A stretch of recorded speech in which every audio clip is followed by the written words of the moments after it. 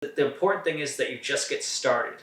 You write down on paper what you need per month to pay your basic bills and just get started with that. And hyper focus and eat, sleep, and breathe that number and figuring out a way to get to that passive investing, that number on a monthly basis. And then from there, I promise you it explodes so much quicker once you hit that first number.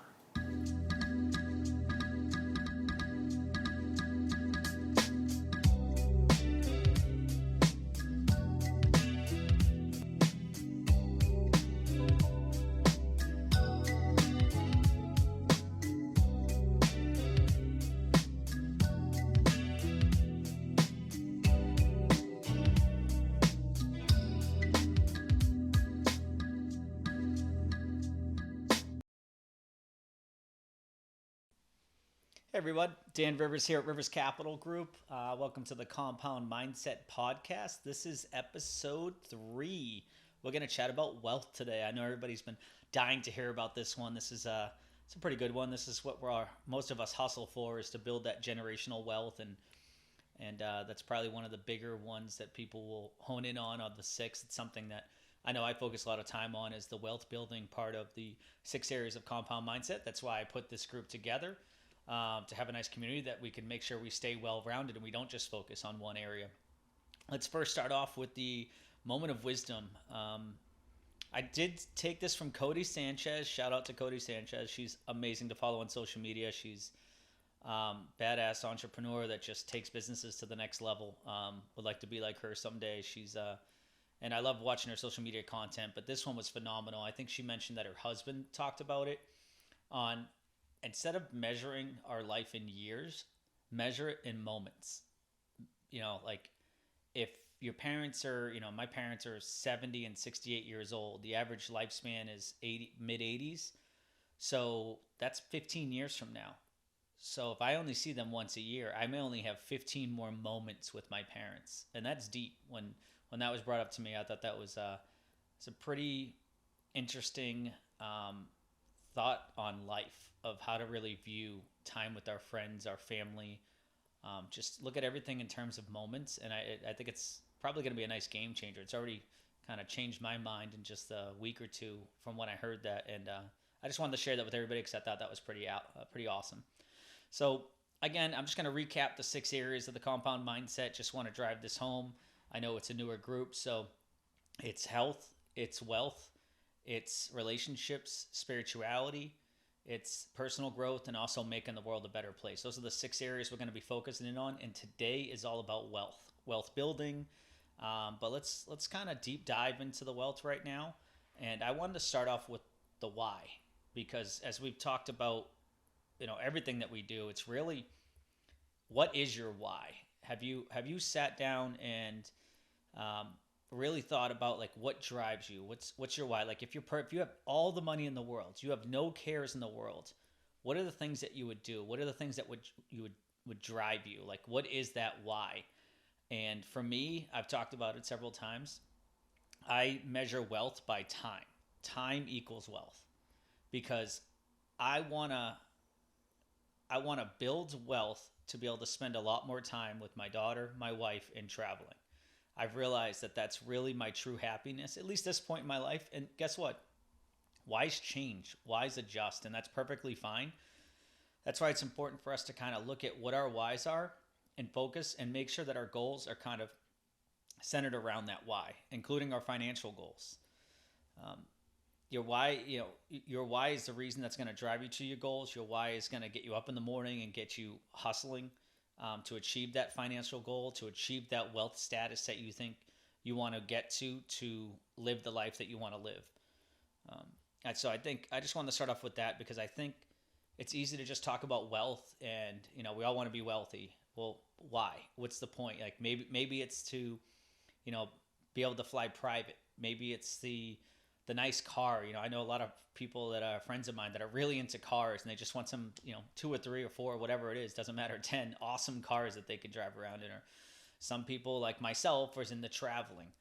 There's a lot of different things, and there's no one right or wrong thing. It's whatever makes you happy, what truly makes you happy. That's the only thing that I ask, is that whatever your why is, just make sure it truly makes you happy. It's not covering up something else that would be more of your happiness. So when you think about your why, take time, digest it, and say, if I achieve this, will I truly be at my greatest utility in life? Will I be at my greatest happiness? And if the answer is yes, that's your why. And if the answer is you're not sure or maybe, just keep exploring. Maybe there's something out there that is your why, that you think it has to be one thing. Like a lot of people talk about, your family's your why. Yes, my family's my why, but it's not my only why. It's obviously a big why. I absolutely love my daughter and my wife, but it's not my only why. There are other whys out there, and travel is my other big why. And I'd say beyond that, it's contribution. It's the impact program. Shout out to Vince for starting that about 5-6 years ago now and letting us be a part of it. But we have the impact program. We created a 501c3 last year, made it an official nonprofit, and we mentor the youth, and we get to teach them all about culture, financial literacy, health, and giving back to the community. And it's amazing. So my other why would be is helping our youth out. I'm a big believer in life isn't equal, but let's try to make opportunity equal. And I think that's where we miss a lot. Is a lot of the my opinion, a lot of the issues that it comes down to giving everybody very similar opportunities. Now, whatever they do with it, that's on them. The old adage, you can lead a horse to water, but you can't force it to drink. If we give the opportunity and people waste opportunity, which they do all the time. I know I had a friend of mine who was absolutely great at a certain sport. I'm not going to name it because I don't want um, this person to know I'm specifically talking about them. But back in the day, I just remember they were so great at this specific sport and just didn't pursue it, didn't follow through on it, maybe it didn't drive him, and that's perfectly fine. Maybe it wasn't his why, and that's why it went by the wayside. But I just remember seeing that, and I'm like, wow, you have this talent like no other. You could make it to levels that never seen before, but didn't take advantage of the opportunity. And again, maybe that was his path and he wanted to go in a different path. But the point is, if you can give people the opportunity, then the people who really want to take advantage of it are going to take advantage of it. And there's going to be a lot of people who don't. But that's another one of my whys, is trying to give as many people the opportunity, the financial literacy and understanding, the mindset shift. I mean, that's the whole reason of this community, the compound mindset. It's that growth abundance mindset, along with being able to compound all areas of your life, especially wealth. So if I can just give a little bit of knowledge, it just makes, that's just one of my whys. Like, I want to pass that down to as many, doesn't have to be kids, that's just what I focus on, but there are other people, maybe young adults, or I didn't have this mindset until a few years ago, and I'm 42 years old. So it's people who want to listen to it. I like to help tell them where I came from, why my mindset shifted, where it's at now. And that's one of my whys to the reason why I want to build wealth, is for those reasons. And then maybe one day too, be able to fly private would be pretty cool. But I'll take first class in some trips first. Um, so let's talk a little bit about, as I mentioned, I think knowledge is a big part of wealth. We could talk about, like we did on the health episode, we talked about how it's mental and physical health. When it comes to wealth, wealth isn't just, in my opinion, just money coming in. It's your knowledge. Your knowledge is wealth. As people have heard the wealth of knowledge. Like, that is key, and that honestly is a trickle effect and helps you achieve the financial wealth that you're going towards.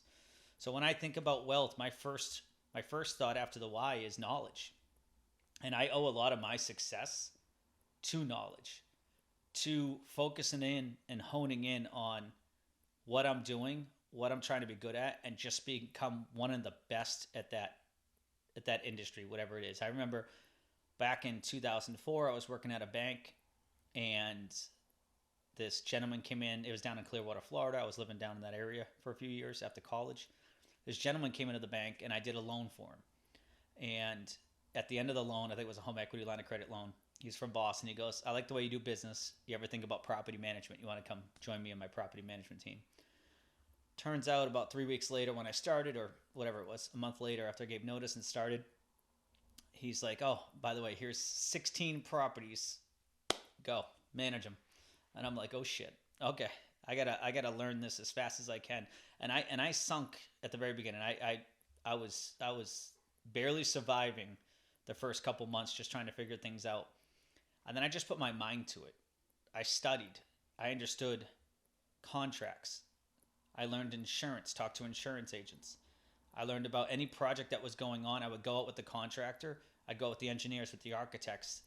And I hate this phrase, but pick their brain as we're out there. They're getting paid for it, so it's not necessarily picking their brain. They're making money on that project. But just ask them all these questions to understand the makeup of a building and why they're doing it and how flashing systems work and HVAC systems or whatever the case is that they happen to be renovating at that time. I learned what a master deed is versus bylaws versus rules and regulations versus state code. I learned Robert's Rules of Order. I've learned just a plethora of things. Financials, being able to review P&L statements and putting variance reports together and diving deeper in the general ledgers if I have to understand an expense.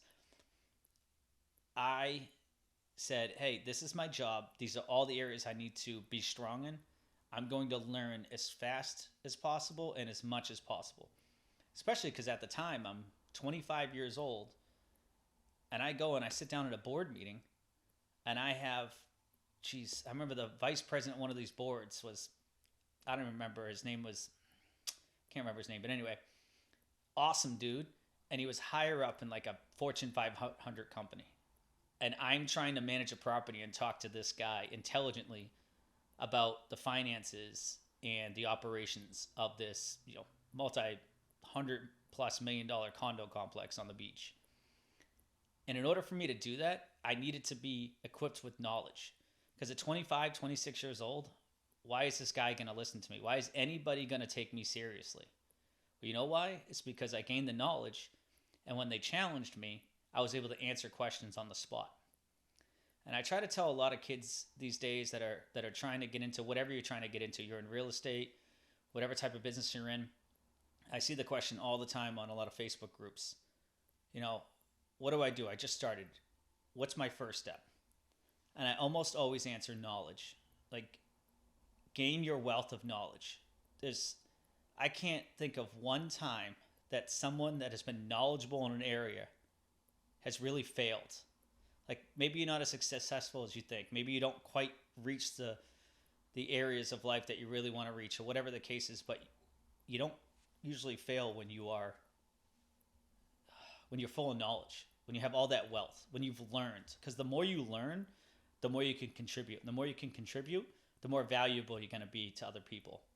And I think that's one of the biggest keys to building wealth, is building your knowledge up. So I can't stress enough on how important that is. And people are going to say, well, how do I do that? Well, there's a lot of different ways, depending on what you're going for. If you're going for something that you need college, and college is an avenue to be successful in that area, like being a doctor or a lawyer or a lot of other things, college is a way to build that knowledge. But make sure you're intentional and you're choosing the right classes that are going to better you, and you're intentional about college and your goals of what you're trying to achieve. You don't necessarily have to go to college just to go to college to say, I went to college. I'm not bashing college. College is great. I went to college. I got my bachelor's degree. But I think the important thing is try to figure out what your path is you want to go on. And then maybe college is the way that you gain knowledge for that. Maybe it's you go on some masterminds, or you surround yourself with some coaching or mentoring groups in a field that you're interested in, you want to grow and gain knowledge on. You just put yourself in the right rooms with these people. Maybe it's a meetup. And there's all sorts of meetups out there. I know there's a lot of real estate meetups, entrepreneurial meetups, business meetups. I'm sure there's medical meetups. I'm sure there's meetups for any type of group you want to be involved in. Get in those rooms, because then you're going to talk to someone else who's doing what you want to do, and you ask them how they did it, and then they're going to give you one nugget of maybe another meetup that they did, or maybe a resource that they gained knowledge in. I think that's very important. It's just getting out there and getting in the right rooms, or even if it isn't the right room, make the most of it, and maybe you meet the right person that puts you in the right room. I think it's following the right people on social media. Game changer. Anybody who posted negative on social media, I started unfollowing them. I just couldn't handle the negative post. I don't care what it was, but if it's just complaining, and I don't say one negative post, I'd say 2+ negative posts. Unfollow. And then I started following like a Ray Dalio. I started following Tony Robbins. I started following just a plethora of all these great inspirational people. Eric Thomas. I love the hip hop preacher. I just start following all these great people And now my news feed is these powerful messages or this information dropped or market updates, just things that continue to make me more powerful on a daily basis on wisdom and knowledge.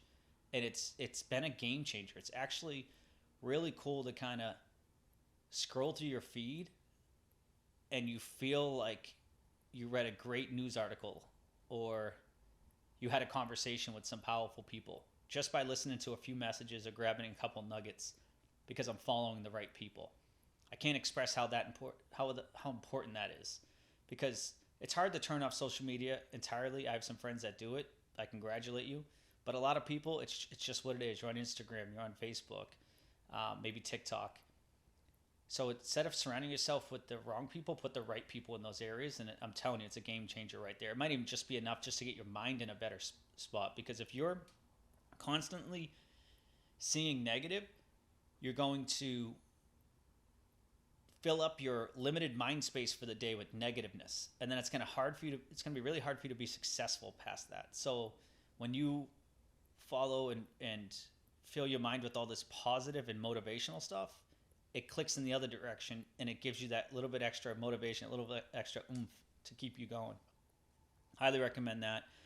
I mean, if you like to read, awesome. If you don't, Audible's great. I just started doing the 1.3 times speed, and I got to tell you, it's pretty cool. It makes it go a little bit quicker, and you can still pay attention to what they're saying. But Audible is a game changer.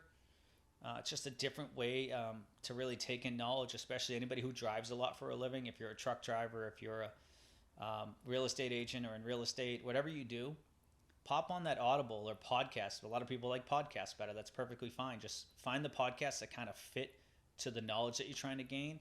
Pop that on. So those are probably the biggest ways to get you to be knowledgeable in the fields that you want to gain that knowledge in, and avoid the shiny object syndrome. That's another important step because it's very easy to want to be good at 8 things. Just be really good at one, and then when you are, go to the next one, and you can actually absolutely diversify where your knowledge base is, but try to focus on one thing at a time.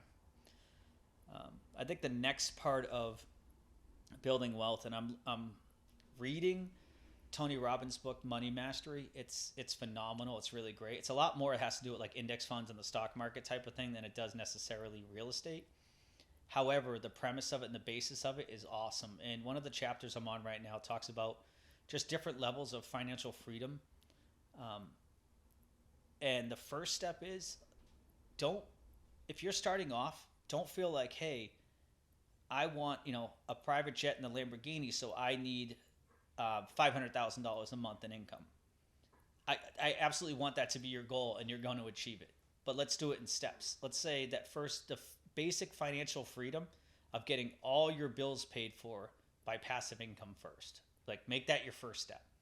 So let's just say your house mortgage payment, your car payment, your insurance, utility bills, cell phone, cable, those types of things all come out to, you'll be surprised, it might be like $4,000 a month. So that's $48,000 a year.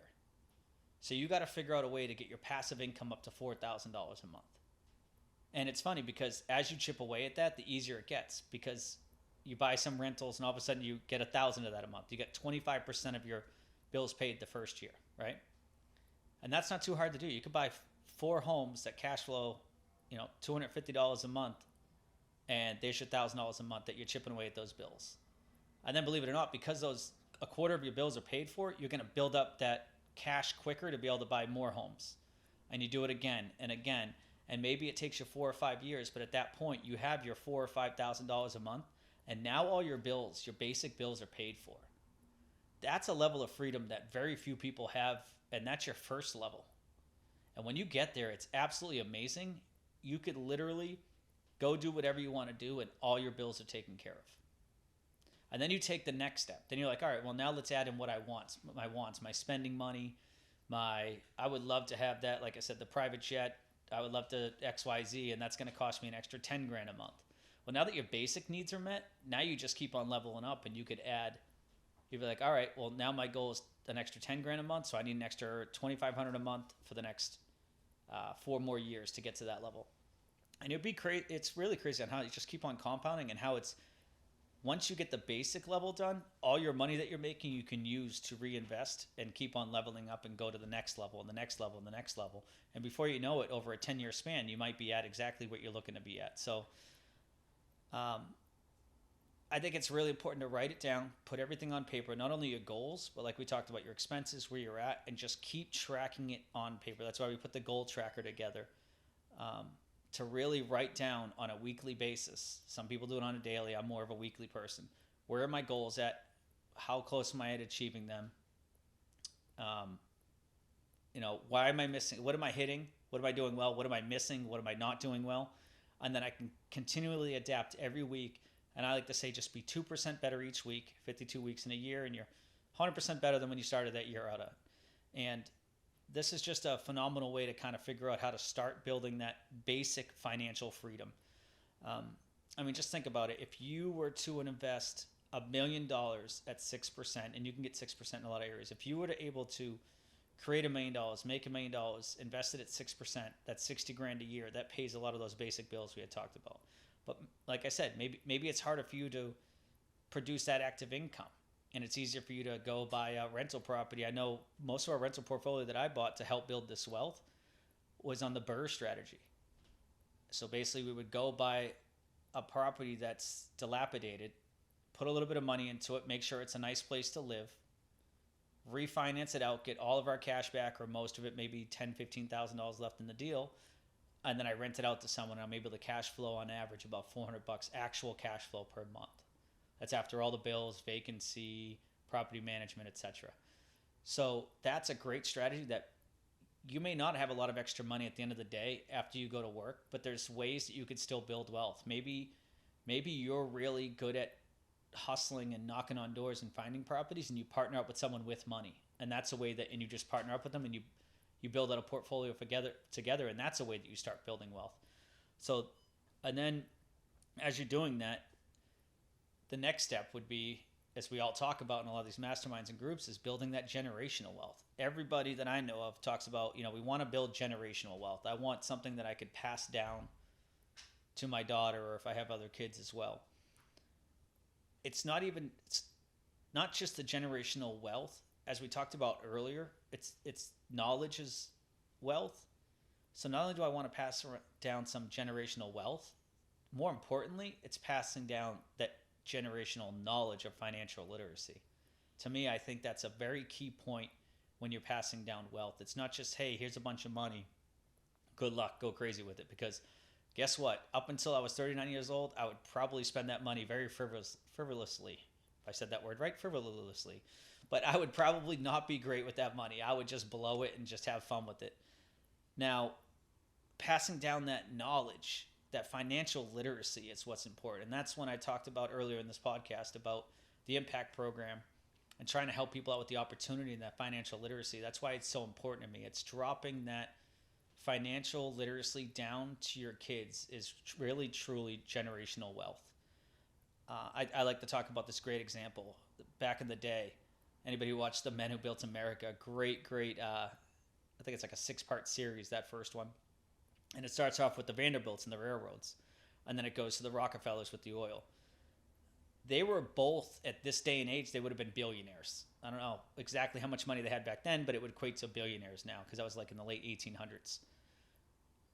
The Rockefellers, the way they structured their wealth and their financial literacy, and the way they put it in trust funds, and the way they passed down that generational wealth from generation to generation, they still have a lot of money in that family. There's still millions and hundreds of millions of dollars within the Rockefeller family.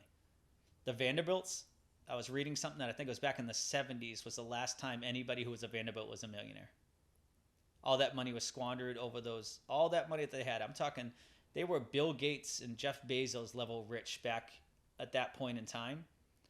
Vanderbilt's families lost their money, Rockefellers stayed strong. And it's all because the financial literacy and how they structured passing the generational wealth down from generation to generation.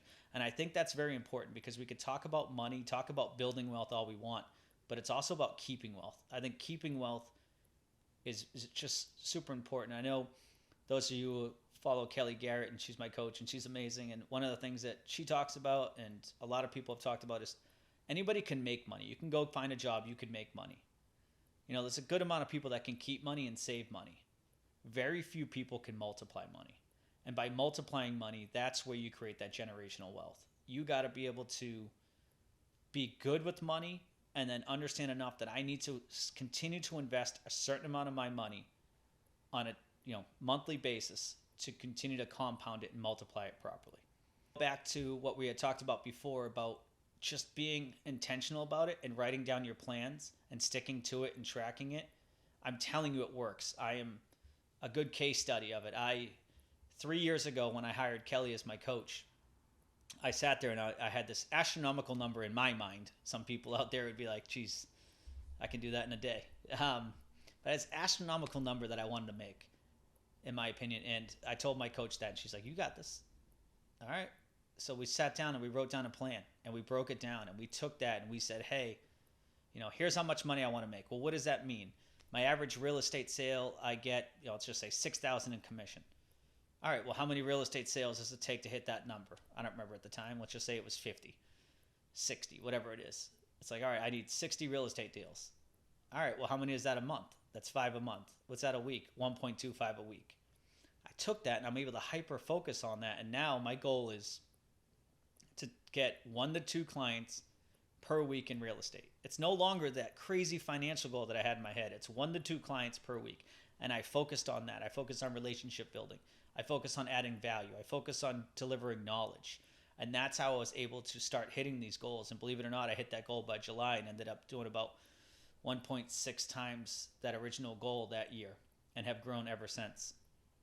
And I think that's the important thing. Whatever your goals are, whatever that generational wealth goal, whatever that financial freedom goal is, write it down, track it, and stay on top of it. I know people who write it down daily to stay on top of it. To me, like I said, I'm weekly, but that's the whole reason why we put the Compound Mindset community in place, is that we can all help each other stay on track and reach these financial freedom goals, reach these generational wealth goals, and just do it all together and just better ourselves every week.